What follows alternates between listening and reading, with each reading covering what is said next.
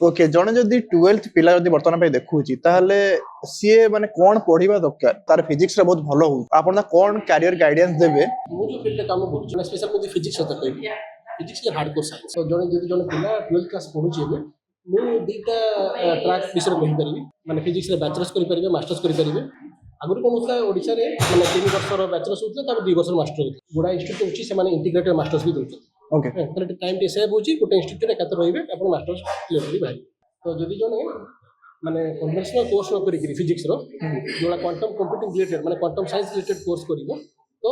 जो मार्केट रे गुडा स्कोप रे अछि माने एटा मास्टर्स पर या मास्टर्स पर मास्टर्स पर माने आपण कहउछन पीएचडी करिवो क्वांटम कंप्यूटिंग रे जोड़ा पीएचडी करि पारे बा डायरेक्ट मास्टर्स पर भी जॉब करि पारे जेमति के एठी मु जर्मनी को ताकि एठी जो स्टार्टअप बा जो अन्य कंपनी सब होछथि ସେମାନେ ଜରୁରୀ ନୁହେଁ ଯେ ସେମାନେ ପିଏଚଡି ହୋଲ୍ଡର ମାନଙ୍କୁ ଜବ୍ ଦେଉଛନ୍ତି ओके ସେମାନେ ମାଷ୍ଟର ଷ୍ଟୁଡେଣ୍ଟ ମାନଙ୍କୁ ଜବ୍ ଦେଉଛନ୍ତି ଯେଉଁମାନେ ଫ୍ରେଶ୍ ମାଷ୍ଟର କରିକି ଆସିଛନ୍ତି ତାକୁ ମଧ୍ୟ ଜବ୍ ଦେଉଛନ୍ତି।